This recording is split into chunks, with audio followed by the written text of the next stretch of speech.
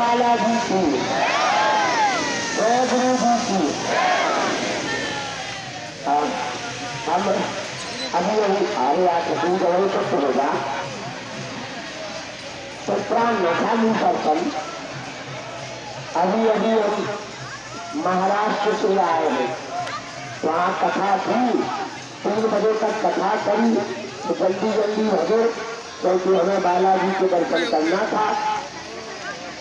अगर दवाई खाने है बेटा अभी हमें थोड़ा लो में और थोड़ा अपना में भारी तो भगवान तो संभल किया तो चालू होगा और जैसे कुंभ कंपनी लग रहा था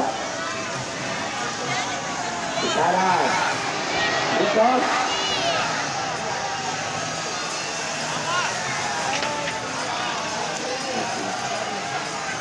अच्छा तुम लोग अरे रुको था कन्या विवाह में आ रहे